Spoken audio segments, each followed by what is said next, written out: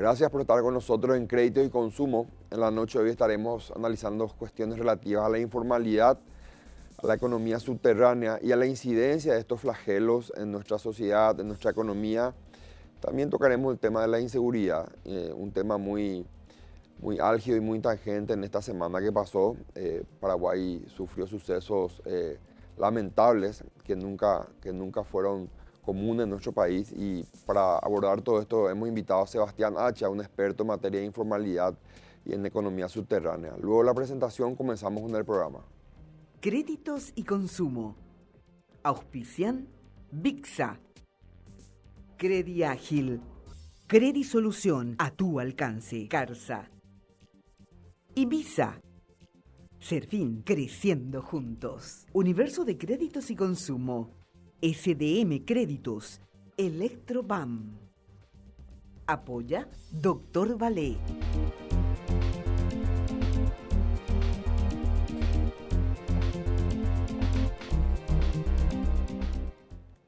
Comenzamos el programa con nuestro entrevistado Sebastián Hacha. Gracias, Sebastián, por estar una vez más con nosotros en Créditos y Consumo. Estefan, un gusto estar contigo, con la audiencia y bueno, abordando un tema que es clave para salir justamente de esta informalidad en que se encuentra nuestra economía. Hablemos, Sebastián, de la economía subterránea. No sé si es sinónimo de economía informal y si puedes definir un poco en qué consiste, qué es la economía subterránea. Si bien se utilizan de manera sinónima, hay una ligera diferencia entre la economía subterránea y la economía informal. Básicamente la economía informal es aquella susceptible de ser formalizada. O sea, yo no estoy pagando a mis empleados el IPS, pero puedo incluirlos dentro del IPS si es que así lo deseo. Yo no estoy pagando mis impuestos, puedo escribirme al RUC o puedo declarar finalmente el 100% de mis impuestos. La informalidad no supone necesariamente una ilegalidad. Y ahora, cuando pasamos a la economía subterránea, sí vemos que a todo esto que estábamos diciendo, que son actos que no son declarados a la autoridad, susceptibles de faltas administrativas, se incluyen ya actos susceptibles de penas. Estamos hablando de narcotráfico, estamos hablando del contrabando a gran escala, estamos hablando del armatráfico, estamos hablando del tráfico de personas, estamos hablando del lavado de dinero, que es como si prácticamente es el delito subsecuente de los anteriores dentro de una economía que ofrece muchas facilidades para ello, que es lo que estamos viendo con algunos sonados casos en prensa de algunas personas que se dedicaban a estos menesteres. Entonces, esa es básicamente la diferenciación entre la informalidad y la ilegalidad. La informalidad no es una cuestión muchas veces buscada por las personas, sino una cuestión de que la tienen que sufrir, porque hay un rol ahí de un Estado que no es que está ausente, porque muchas veces es casi un cliché decir el Estado está ausente. No, el Estado no está ausente, el Estado está presente para joderte la vida para poder ser formal. O sea, te tenés que hacer trámites, tenés que gastar más dinero en la formalidad de lo que vas a gastar finalmente en la remuneración final. O sea, hoy estamos hablando de que una microempresa que va a facturar simple o resimple entre 20 y 80 mil guaraníes al mes, solamente en sus gastos de talonarios de factura tiene que gastar 350 mil guaraníes al mes. Entonces, vos estás gastando 4 veces más en el talonario de lo que va a ser tu importe que vas a pagar como impuesto. Sí. ¿Cuál es el sentido finalmente de eso? ¿Verdad? Yo creo que ese tipo de cuestiones son las que es como... Estos temas nos abordan, Sebastián, a nivel, digamos, estoy hablando a nivel de Estado. Pues, ¿por qué seguimos con esta? O sea, diste unos números muy sencillos ahí, ¿verdad? O sea, este tema no se toca, no se dimensiona, o se crean las normativas y luego se verifica que son inaplicables en la realidad. ¿Cuál es tu opinión? Nosotros tenemos una burocracia que el sentido de su existencia es dificultarte los trámites. O sea, no estoy hablando mal de nadie, estoy diciendo, sí, lógicamente, la creación ya en la antigua Roma de la burocracia era para dar certidumbre de pasos para la obtención o para la consecución de algún tipo de derecho o para la inscripción de algún tipo de derecho o para finalmente asegurarnos los pasos que estamos cumpliendo. Entonces, el hecho de decir yo voy a crear una oficina de facilitación de trámites es una contradicción en sí mismo, o sea, Sí, pero- porque si voy a simplificar los trámites no voy a crear una oficina, voy a simplificar nomás los trámites. Claro.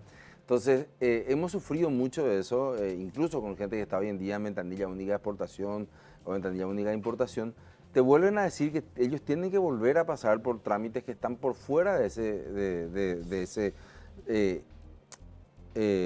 ese formulario que tienen que llenar para pasar por allí, para tener que ir no sé, presentar certificado de vía y residencia. Por ejemplo. O sea, ¿cuál es el sentido de presentar un certificado de vía y residencia en pleno siglo XXI, donde podríamos acreditar nuestro domicilio en un software de acceso libre, de una base libre de datos declarado ante la Policía Nacional? O sea, y esto significaría no moverte de tu casa, no tener que llevar 2 testigos, no tener que pagar si es que finalmente querés que salga más rápido. Entonces lo que nos falta allí, yo creo que hoy lo vemos con mucho mayor claridad, son líderes que puedan comprender, primero líderes que hayan pasado por el sector privado. No digo que no existan personas que puedan tener esa visión en el sector público, pero son muy pocas. Y aparte de ser muy pocas, tienen un sentido de pertenencia porque vienen ellos de esas oficinas, llegando a ser líderes del sector público, Claro. de esas oficinas donde antes la burocracia era una necesidad. Pero alguien del sector privado te va a decir, sabes que no necesitamos más pedir el certificado de vida y residencia a una persona para que pueda sacar el pasaporte o la cédula de su hijo, basta. O pueda casarse, no sé, estoy hablando de temas que son absolutamente básicos. Y ese liderazgo, o para la gente que tienen ese liderazgo, no se los toma muy en serio. Entonces, al no tomárselos muy en serio, el problema que tenemos subsiguiente es que las personas que están liderando esta oficina en un gobierno de las características como tenemos actualmente, donde no está muy claro que el sector privado va a ser acompañado en su fortaleza para poder generar créditos, para poder despertar a la economía, innovar en la economía, está preso de una cadena de mandos que lo que hacen es un movimiento circular, ¿verdad? Venía acá, anda allá, volver al primer lugar. Entonces, al sentirse huérfano de esto, finalmente la economía empieza a deprimirse, que es un poco lo que yo creo que está ocurriendo, aparte ya de la pandemia y demás cuestiones. Yo esperaba una agresividad mucho más importante en cuanto a eliminación de trabas burocráticas. Si tenés que resumir algunos puntos claves, ¿cuáles son los factores que inciden en el crecimiento anual, digamos, de la economía subterránea, de la economía informal? A tu criterio, sé que hicieron ya varios estudios, pero Sí. si puedes de repente decirnos, mira, estos son los factores claves. Hay 3 que en este estudio, el último que hicimos, porque tuvimos como entre el 2019 y el 2021, que fue nuestro último estudio, tuvimos a la pandemia como un elemento de prueba de la economía. Y lo que nos hemos dado cuenta es que, en primer lugar, el tema de la burocracia para poder formalizar el empleo es un problema central. O sea, yo quiero inscribir a una persona, tengo que ir hasta el ministerio, tengo que declarar en 2 páginas diferentes, la página web, porque acá hay una creencia también falsa. Yo digitalizo el proceso y el proceso es más fácil. No siempre es así. Si yo digitalizo el proceso, de hecho no podemos digitalizarlo 100%, o sea, pues lo que hacemos finalmente es sacar un escaneo de una hoja, Sí. que tengo que firmarla y tengo que presentar esa hoja finalmente. O sea, no me sirven los documentos que tengo hoy en día porque como no están en la misma base de datos no puede acreditar que soy yo. Entonces tengo que volver, mi empleador tiene que meter eso en una página en el Ministerio de Trabajo, en otra página en IPS. A partir de allí hay que esperar que se le dé el alta, entonces uno tiene que entrar en el alta, le tiene que avisar al contador. Todo ese trámite finalmente de formalización del empleo es uno de los principales puntos por el cual hoy en día el sector privado no quiere, si bien estamos saliendo de la pandemia, no quiere comprometerse a largo plazo para volver a generar empleo formal. Una empresa hoy no te puede decir, ¿sabes qué? Voy a volver a contratar las 20 personas porque yo no sé si va a terminar la pandemia o no va a terminar la pandemia. Yo no sé si me van a dar facilidades especiales o si van a reformar finalmente el Código Laboral para que los permisos que ya di 4 o 5 veces obligatoriamente porque necesitaba hacer que mis empleados no perdieran su trabajo y en segundo lugar, que pueda yo valerme de una herramienta para poder pagarle menos por un periodo de tiempo, van a servir o no. Primer motivo. Segundo motivo, para las personas que no están empleados o que quieren ser emprendedores, la falta de acceso a crédito es quizá la piedra angular de todo el problema de la economía subterránea. A doña Juana, que vende empanadas en el mercado 1, no estamos hablando del chico que terminó un bachillerato, que de hecho son muy pocos y que puede montar, gracias a la ayuda de determinadas organizaciones, su pequeña empresa. ¿No? Ese es un perfil que es muy bueno que exista, pero no es el perfil de toda la gente. Estamos hablando de doña Juana, que tiene 5 hijos, que vive en Nueva Italia, que tiene que hacer 40 kilómetros para llegar a la ciudad a la noche, sale a las 4 de la mañana seguramente de su casa, llega a las 5:30, 6 menos cuarto de la mañana al mercado y tiene solamente lo que le dejó el vuelto del pasaje. Para empezar a hacer sus empanadas, tiene que comprar el disco de empanada, la carne molida, etcétera, etcétera. Entonces se va y recurre a un señor que se llama Pepe, que está ahí en la esquina, que le presta 100.000 guaraníes a las 5:30 de la mañana. A las 6 de la tarde, la señora Juana le tiene que devolver a esa persona 100.000 guaraníes, 200.000 guaraníes. 200.000. O sea, su tasa de interés es del 100% en 12 horas. En 12 horas, así mismo. Entonces, ¿dónde han estado el Banco Nacional de Fomento, la Estrategia Nacional de Inclusión Financiera? No sé, ya se cerró el Banco Nacional de los Trabajadores, pero existió en algún momento, para poder darle a esta gente un crédito que sea accesible en cuanto a plazo y en cuanto a monto. O sea, una tasa de interés razonable. ¿Y dónde están finalmente las personas que puedan hacer que doña Juana finalmente va a tener que...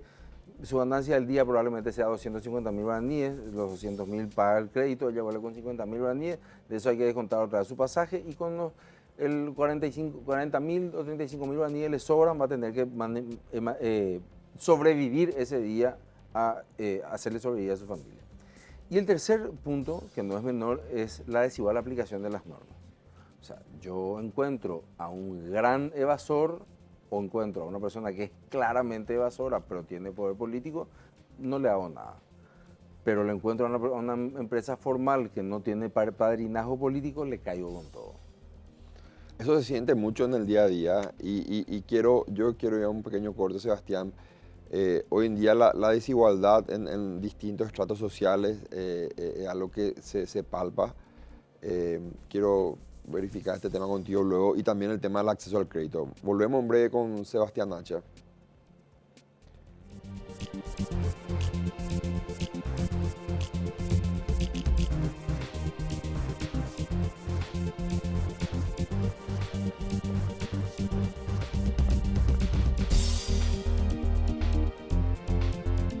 Seguimos con nuestro invitado. Sebastián, quiero dividir este bloque en dos temas claves. El tema del acceso al crédito que mencionaste, vos sabés, este es un programa que trata mucho ese factor, digamos, ese flagelo, esa complicación de acceder al crédito.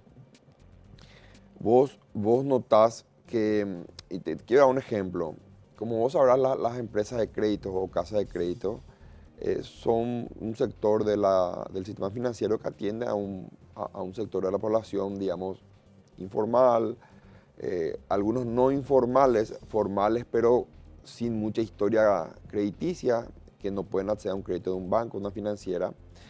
Y no sé si estás al tanto que hoy en día el Banco Central está en un proceso de regulación y están dictando resoluciones que se llaman resoluciones del buen gobierno corporativo y están, espero que no lo hagan, pero sí hay señales que sí lo van a hacer, de aplicar las mismas normas de buen gobierno corporativo establecidas para los bancos y financieras, aplicarlas también para el sector de casas de crédito. O sea, en realidad lo que van a hacer es que nadie acceda a crédito. O sea, por ejemplo, una casa de crédito, por dar otro ejemplo, que tenga, que funcione no sé, te digo, en Luque o en alguna ciudad del interior del país, que tenga 8 empleados, si esta norma se dicta de la manera en que al menos se la está estudiando, va a tener que tener a lo mejor un oficial de cumplimiento, un gerente de riesgo, va a tener que tener una página web donde publique toda su información relativa al riesgo, a su política de crédito, va a tener que tener directores profesionales, o sea, algunos que otros parámetros que va a exigir el Banco Central y que obviamente ahí lo que va a hacer es que o una de dos, o esa empresa salga del circuito financiero o que levante el freno de mano y deje de prestar hasta que pueda adecuarse a una normativa muy exigente. ¿A qué voy? Vos decías algo, es importante que gente del sector privado trabaje de forma conjunta con las autoridades. Yo también ratifico eso. Porque a veces vemos normativas que son inaplicables, Sebastián, y probablemente yo no entro a juzgar la capacidad de muchos funcionarios públicos, pero sí esta gente nació en ese sector, no conoce el sector privado y probablemente ellos consideren que la forma de aplicar cierta normativa, la burocracia instalada, es el camino. ¿Cómo afrontamos este tipo de situaciones? Yo creo que no hay Enfocado en el tema, perdón, del acceso al crédito. Es que, mire, mira, Estefan, yo creo que no hay que más permitir eso. O sea, nosotros no podemos seguir haciendo normas, tratando de que las normas generen nuevos comportamientos. Nos empecinamos, pero sistemáticamente en hacer normas de que generen, que la norma genere que nosotros nos comportemos como suecos o escandinavos o suizos, no sé. Eso no ocurre, uno tiene que tratar de adecuar la norma al comportamiento social para tratar de arreglarlo y tratar de poner límites que sean posibles de cumplir. Esto no lo digo yo, lo dice la gente que está estudiando Behavioral Economics, economía del comportamiento en las principales universidades de los Estados Unidos y de Europa.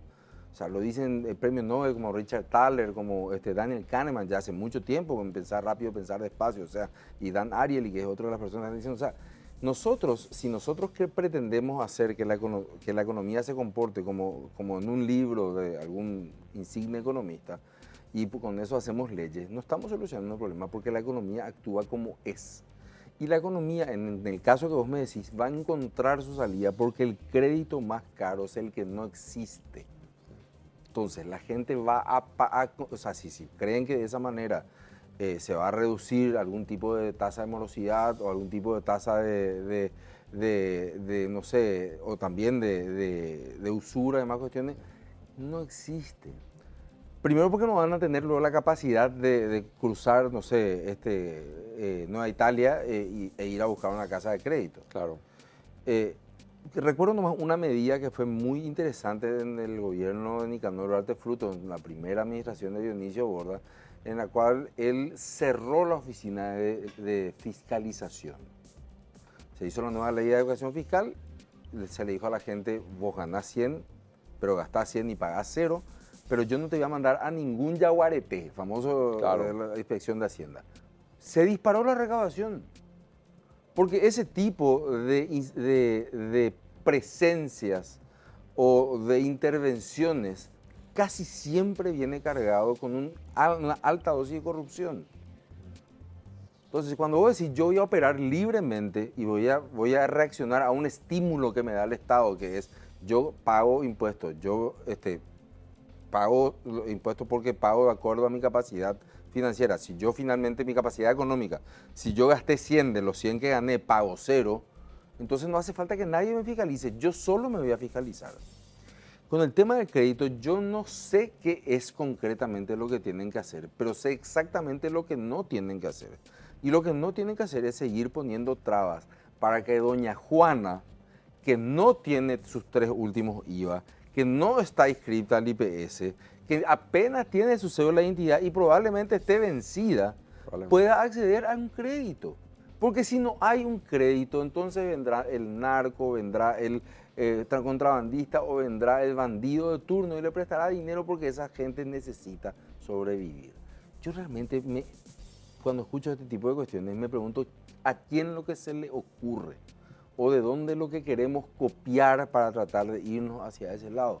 Porque finalmente en la lectura de legislación comparada y demás, vemos normas como las que se hicieron en el Uruguay, por ejemplo, de la ley de acceso a la inclusión financiera, y vemos que van exactamente en el sentido contrario. Están tratando de reducir los costos por transacciones financieras, reducir los servicios que te cobran las instituciones financieras por ley, entendiendo que estas mismas instituciones van a ganar en volumen.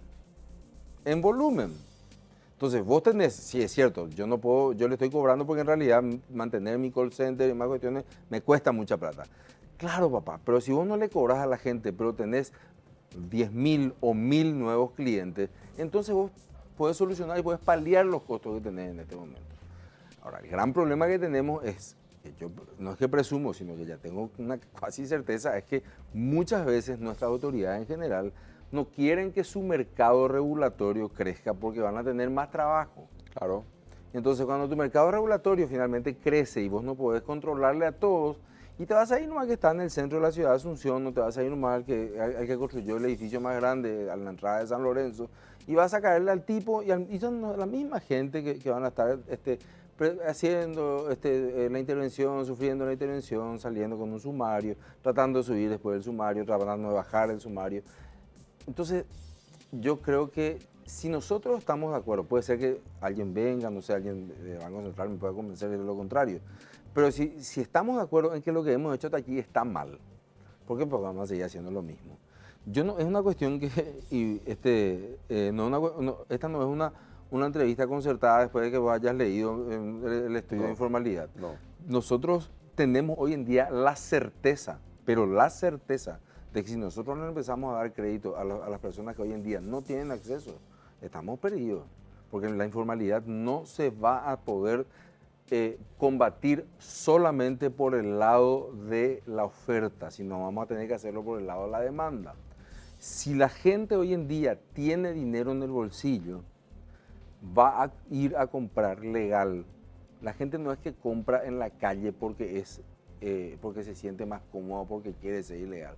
Es porque el dinero, su gasto de bolsillo no le alcanza. Y si nosotros no somos conscientes de que podemos llegar a darle a esas personas una mayor capacidad económica para que gasten mejor, entonces no estamos solucionando el problema de la informalidad. Y eso es una preocupación que se tiene mucho en el sector de empresas de crédito, porque este sector es el sector que hoy en día palía la necesidad de acceso al crédito de un sector informal, un sector que sufrió mucho en pandemia, por sobre todo, sector MIPYME y emprendedores.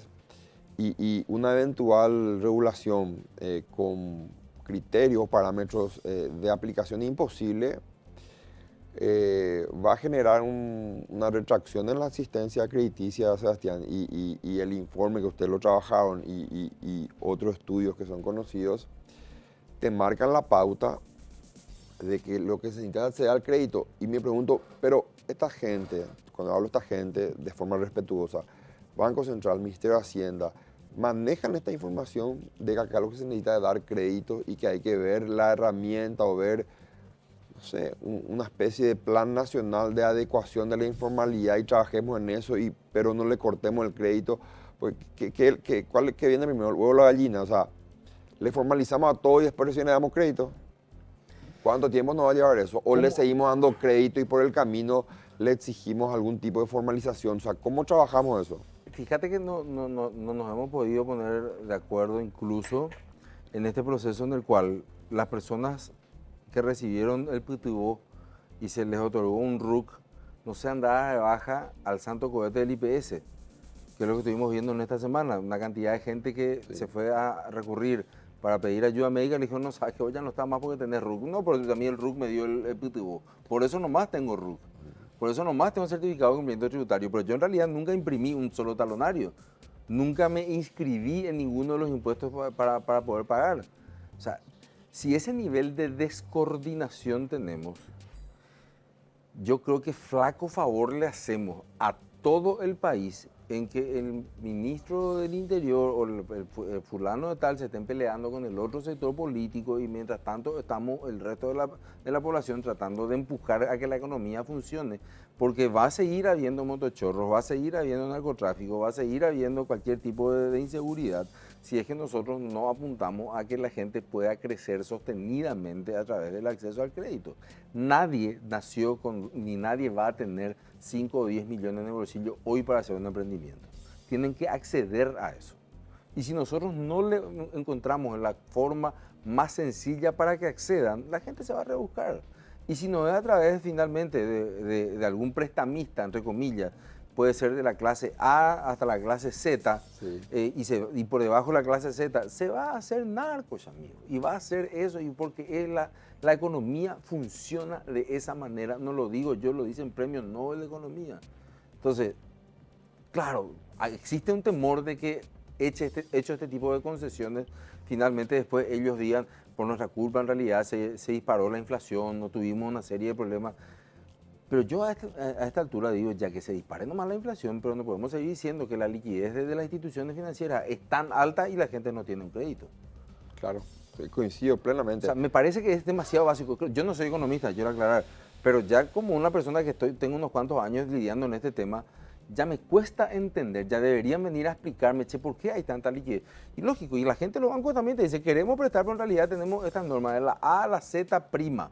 O sea, no es Sí. sino que doblemente, ¿verdad? Entonces, vamos a tratar de hacer algo quizá pequeño, quizá focalizado, quizá territorialmente monitoreado, pero vamos a tratar de hacer algo que tenga que ver con que si yo tengo un RUC, mi premio va a ser que voy a tener un acceso a crédito. Y vamos a generar un producto para esa gente. Porque ese tipo de personas, esas personas que están en el mercado y demás, primero no pueden estar imprimiendo toda la semana su talonario. No. Deberían tener una forma, y existe, en el teléfono que puedan certificar o puedan ir inscribiendo sus ventas. Entonces, y también a mitad de semana o a final de semana o a inicio de semana, acceder a un crédito de 150 o 200 mil guaraníes para que ellos puedan programar su semana en cuanto a los gastos de insumo que van a necesitar para la producción, a una tasa razonable, a un plazo razonable. Si a mí me dicen que eso es imposible, me pueden decir que es imposible porque en realidad hay grandes estudios que se tienen que hacer, hagámoslo. Pero no me pueden decir que es imposible porque no hay capacidad técnica para hacerlo. Hoy en día con el teléfono celular se hace Se todo. hace todo, ¿cierto? Coincido. Todo. Sebastián, quiero ir a un corte, te quiero dejar una pregunta y lo analizamos a la vuelta. ¿A quién beneficia la informalidad o a quiénes beneficia? Volvemos en breve con Sebastián Hacha.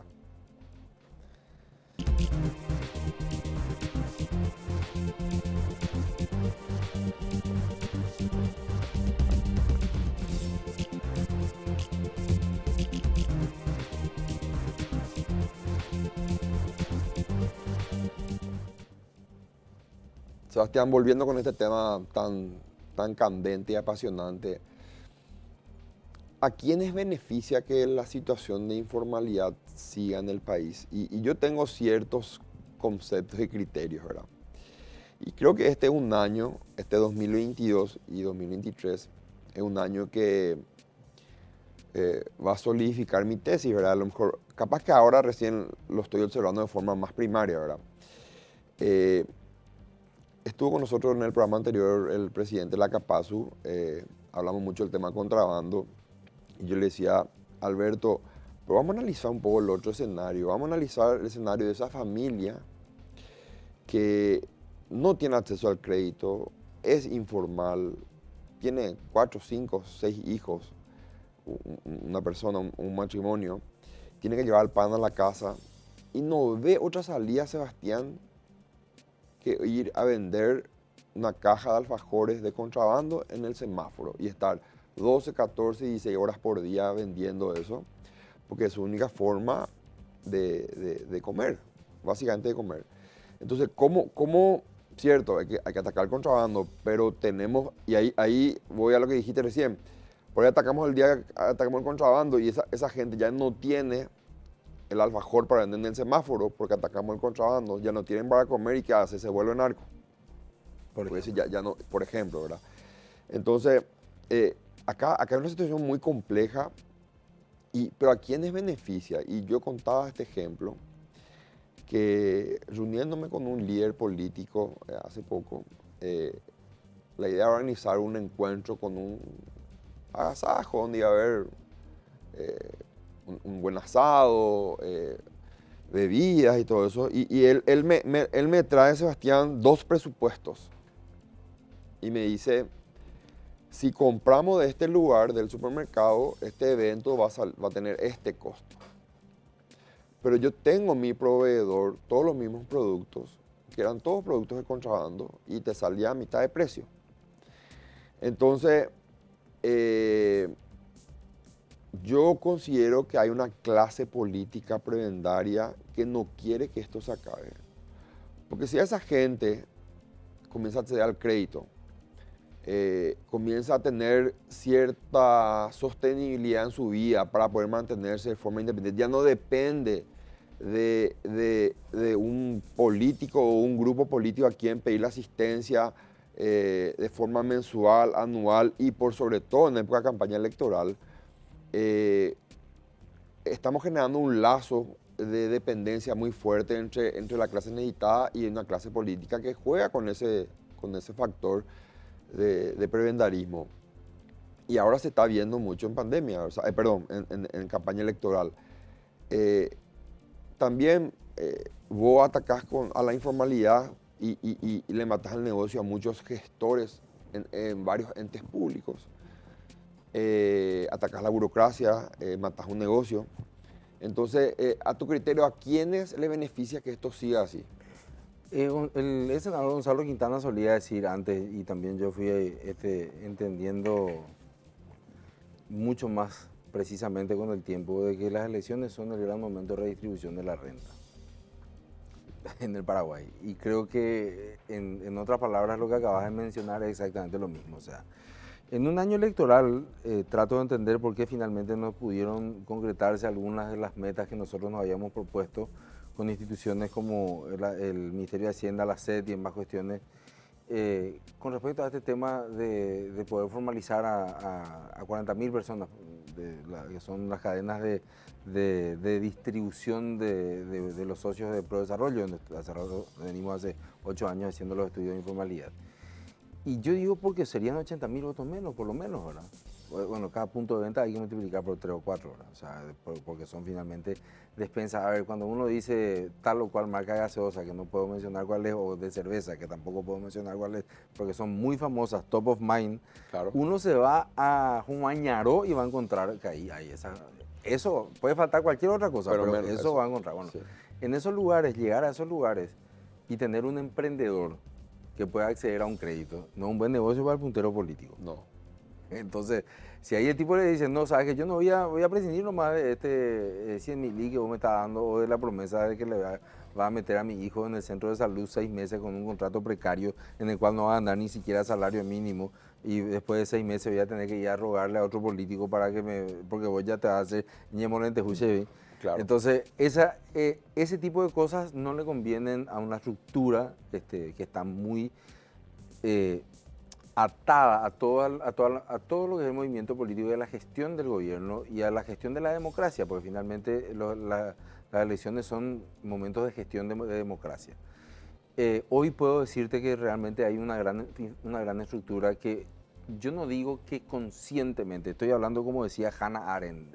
Hannah Arendt hablaba de que el mal es banal, o sea, la banalidad del mal, o sea, vos no haces las cosas pensando en realidad que le estás perjudicando muchísimo a esa gente, sino haces porque en realidad se hace así hace 60 o 70 años. O sea, si hace 60 o 70 años yo tengo esta forma de vivir en este periodo electoral, ¿por qué creo que tanto si hago una vez más? Pero en realidad en esa forma de vivir subyace una cultura de una atrofia de nuestro músculo emprendedor, en el cual nadie se anima a abrir un panchero, porque finalmente, si sos formal te van a caer, si sos informal te van a caer, si tenés crédito te van a caer, si no tenés crédito no te van a caer. O sea, el que intenta sobresalir algún problema va a tener. A lo cual se suma finalmente en un cóctel perfecto, que realmente no tengo los elementos antropológicos para decir si estos fueron creados de manera intencional o no, de que vas a recurrir a la justicia te va a decir depende de quién sea tu acusado.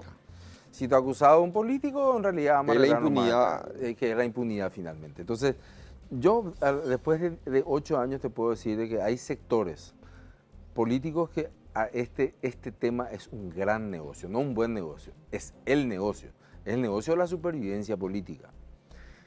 Lo que a mí me preocupa finalmente es que del otro lado no haya nadie que cuente un relato de lo suficientemente estructurado, fuerte y emotivo como para decirle a la gente, ¿sabes qué? Yo era igual que vos, pero me enfrenté a esto porque hay muchos casos. y realmente pudimos hacer esto. No sé, creo que el más famoso y más icónico son las cooperativas menonitas.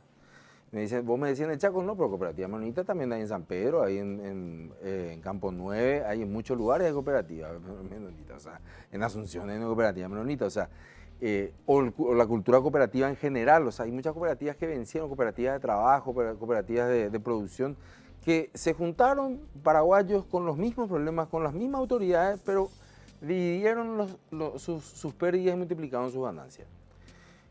Bueno, es un modelo exitoso. ¿Y por qué no lo proponemos como un modelo de desarrollo? Ah, bueno, podemos hacerlo circunstancialmente, pero como modelo de desarrollo no sé si nos interesa tanto porque en realidad nos podemos empezar a perder gente que dependa de este flujo informal, ilegal muchas veces, bueno, ya ilegal a partir de la ley de financiamiento político, ilegal que está corriendo por ahí, porque es como el agua, sea ilegal o no, si yo me estoy muriendo de sed, voy a acercarme a tomar. La economía, perdón que lo diga por tercera vez, la economía funciona así. Podemos decir maquiavélicamente, en el buen sentido, el gran Nicolás Maquiavelo que decía, mucha gente se pasa la vida tratando de que la vida sea como debe ser cuando que la vida es como es. Esto que le estoy diciendo yo, te digo, lo dicen los economistas más importantes del mundo y de hecho están tratando de cambiar la arquitectura de las instituciones de los países más importantes del mundo para que la gente vuelva a ahorrar.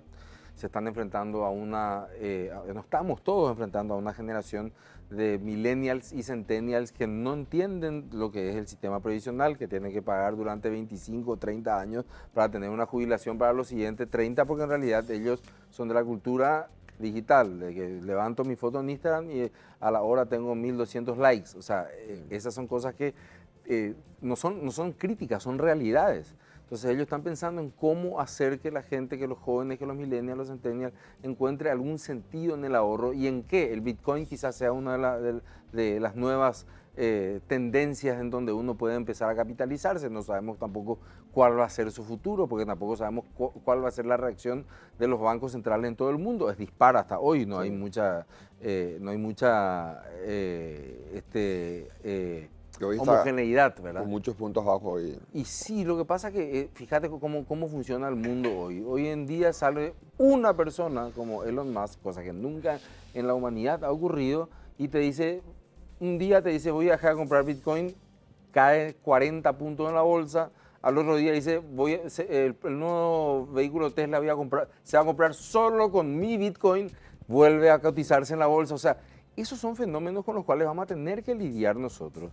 Y nosotros, imagínate que todavía estamos en la era de que en realidad no sabemos si cómo le vamos a dar crédito a la gente. Sí. O sea, quiere decir, nosotros estamos en la prehistoria de todo este proceso y creo que en la medida que hagamos un esfuerzo, porque finalmente aquí tenemos una gran herramienta. Los chicos, estos millennials y centennials de quienes estamos hablando, que tienen cualidades específicas para determinadas cuestiones, tienen también virtudes muy importantes para otras, como por ejemplo el tema de utilizar las herramientas tecnológicas. O sea, hoy en día un chico para generar los otros, estos MPG, no sé, estos los dibujos, estos que están pegando ahora, o sea, hay chicos que ya están vendiendo en $100,000 algo que compraron en 100. O sea, eso es una maravilla, pero nosotros tenemos que jugar ese partido. Pero nosotros estamos jugando todavía el partido de si van a ir o no los chicos a la escuela. O sea, sí, estamos todavía en eso. En eso estamos. Y de cómo hacemos llegar una asistencia crediticia a las MIPYME, a los emprendedores, a la gente necesitada, en consonancia con lo que mencionaste, de que decía el senador González Quintana. Hay un renombrado consultor político y esa es una preocupación que yo tengo, Sebastián. Lo que yo veo es que la gente vive su vida por este camino y la política va por este camino. Así mismo, una dualidad. Una dualidad en paralelo. Entonces hoy en día está instalado y la gente no ve mal que cada 5 años, te estoy hablando inclusive ya gente de clase media, ¿por qué yo no voy a vender mi voto a 100.000, 200.000 guaraníes? Si total, termina la elección, generemos 100.000, 200.000 y luego mi vida sigue por aquí y la política sigue por aquí. Entonces, ¿cuál es el problema que yo genere una fuente de ingresos cada 5 años? Entonces, esa falta de involucramiento es lo que, digamos, yo creo que separa digamos, al sector público, a las autoridades de la gente común, del sector privado. Y ahí estamos en un tiro de afloje, cómo construimos políticas públicas, por ejemplo, para lograr el acceso al crédito, para erradicar la informalidad. Entonces, veo este tema muy complejo y se agudiza en época de campaña electoral, Sebastián. Quiero tu reflexión, pero quiero un pequeño corte y ahondar un poco en este tema y también ya tocar un poco también de cómo influye la informalidad en cuestiones de seguridad, ¿verdad? Que hoy en día el país está muy complicado en ese aspecto. Volvemos en breve con Sebastián Nacha.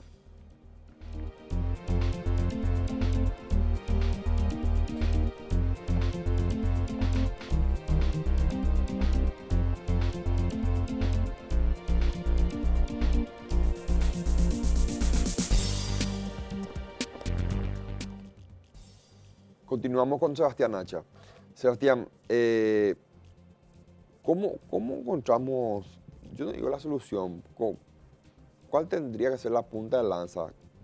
¿Cómo comenzamos a solucionar esta serie de conflictos?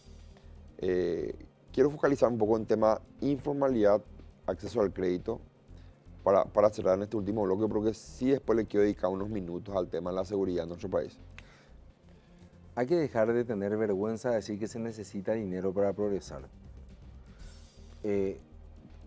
Yo estoy pasmado por los discursos absolutamente quiméricos que tengo que escuchar últimamente sobre una cantidad de gente muy buena y bonachona que quiere cambiar el mundo y en realidad quiere cambiar el mundo con el dinero de otros. O sea, no sé, con la cooperación internacional, con los proyectos de las fundaciones internacionales, salvando a las ballenas y no sé cuántas cosas, pero en realidad en la esquina de su casa hay una persona que no tiene capital para poder iniciar su panchero. O sea, entonces, tenemos que empezar a contar la historia de nuestros abuelos, suelo decir yo. O sea, nuestros abuelos, mis abuelos vinieron del País Vasco en el año 1908, vinieron 4 hermanos, uno murió, después vino un quinto, y se quedaron 3 hermanos, uno murió, después vino su 4º hermano, se afincaron en la zona de Uicuí, se abrieron un comercio y a los 5 años estaban acopiando algodón, con una mano adelante y otra atrás.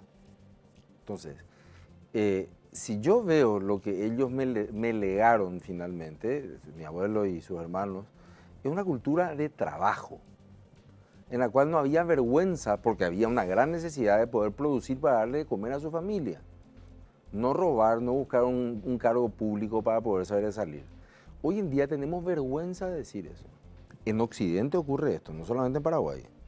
Hoy en Europa la gente tiene vergüenza de recordar a los héroes de la Segunda Guerra Mundial que le salvaron del fascismo y después posteriormente del comunismo y de las dictaduras fascistas y comunistas, a gente que dio su vida a través de eso, y no solamente a través de la guerra, sino de la reconstrucción de Alemania, de la reconstrucción de los países, de Francia, de la reconstrucción de Inglaterra.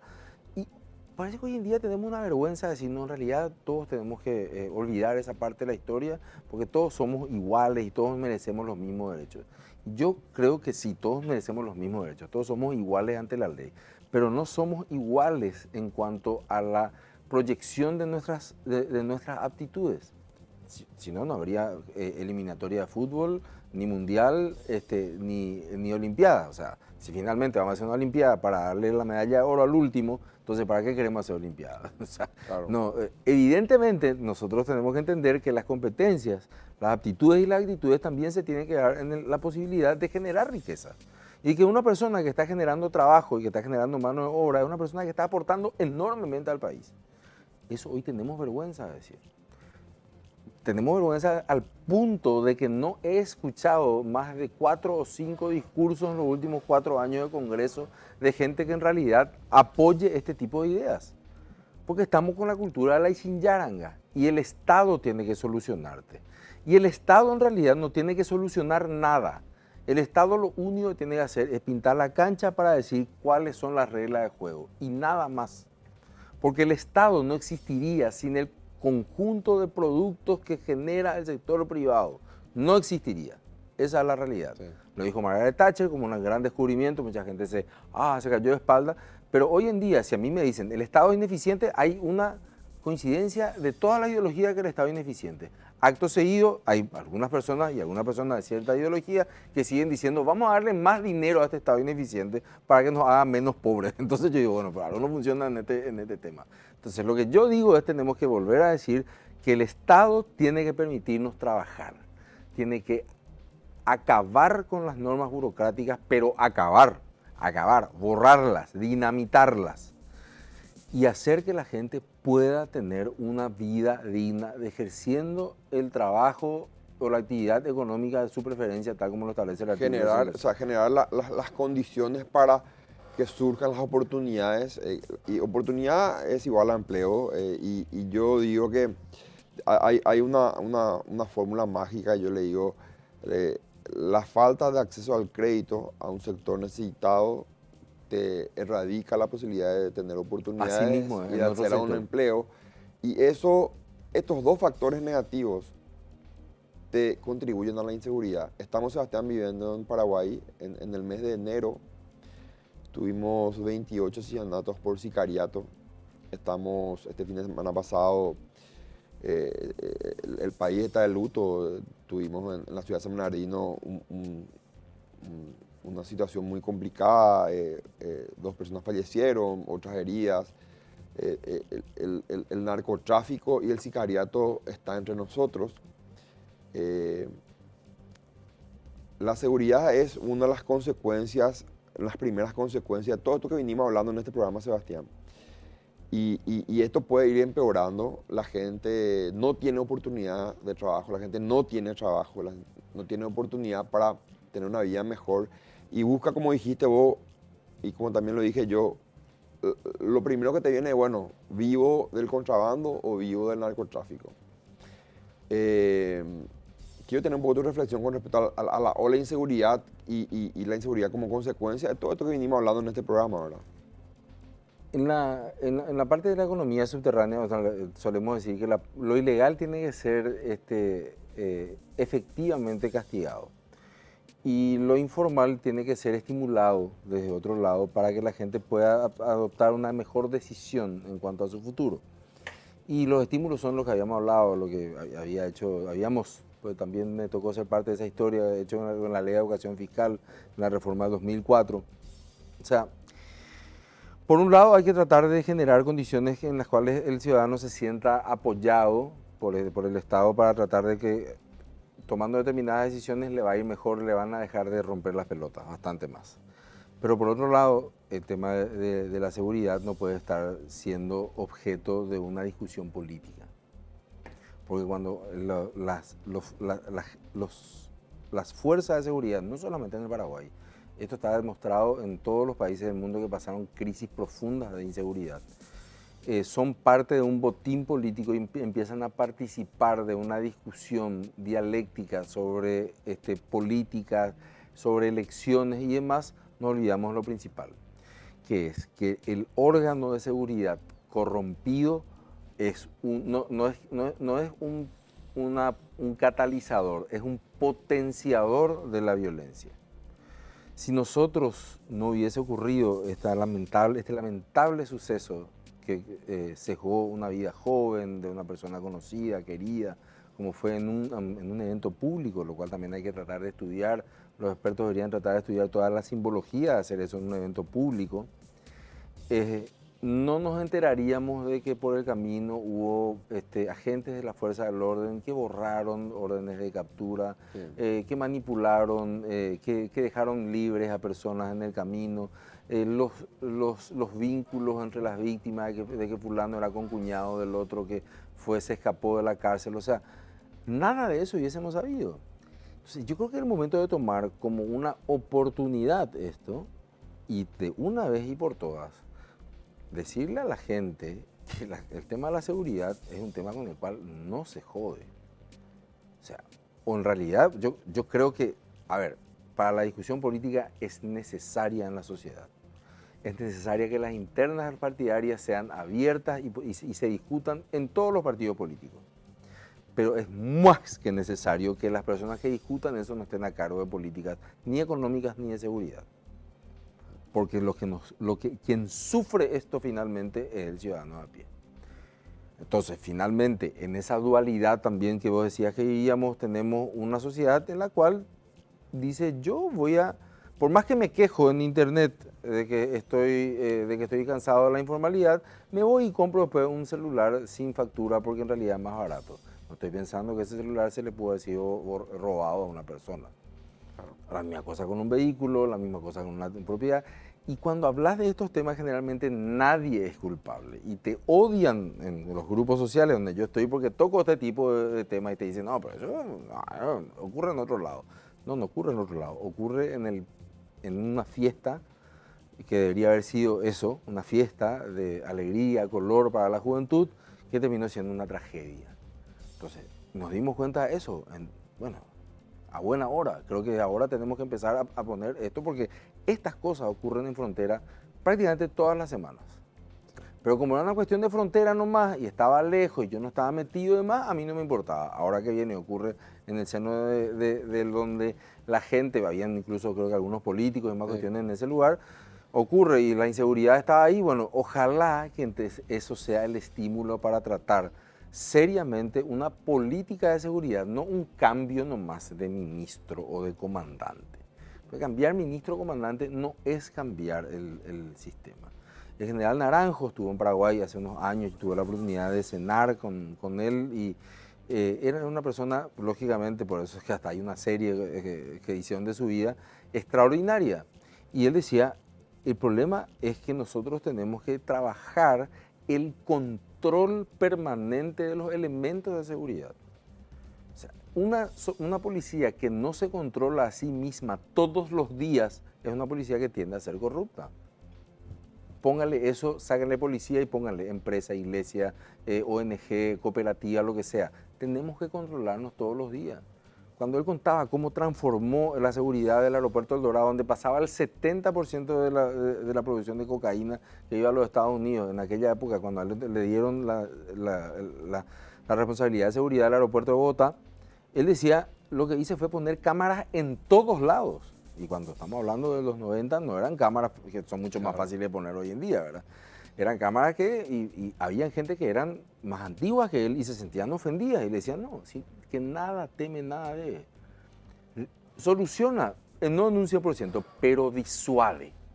Y creo que ese es el camino que tenemos que hacer. Y cuando digo poner cámaras, no estoy hablando precisamente del hecho de poner cámaras, sino de generar exactamente los mecanismos de control. Generar mecanismos de control. Se nos acabó el tiempo, Sebastián. Tenías varias preguntas más. Pasó volando. Yo creo que te vamos a volver a tener con mucho gusto en otros programas y yo te agradezco mucho. Siempre un placer hablar contigo y igualmente coincidimos en muchos puntos y espero que parte de lo que aquí hablamos alguna vez se instale y se generen las condiciones para que nuestro país salga adelante y nuevamente te agradezco por estar con nosotros. Gracias a vos, Estefan, gracias a la audiencia que nos estuvo escuchando hasta hoy, hasta ahora, hasta el final y bueno, ojalá que sea pronto que podamos volver a estar conversando. Este fue el programa con Sebastián Hacha, le agradecemos por su presencia, un programa más de crédito y consumo. Los esperamos nuevamente el próximo jueves 21 horas por Canal Pro. Crecer presentó Créditos y Consumo. Auspician VIXA. Crediágil. Credisolución a tu alcance. Carsa. Ibiza. Serfín, creciendo juntos. Universo de Créditos y Consumo. SDM Créditos. Electrobam. Apoya Dr. Valé.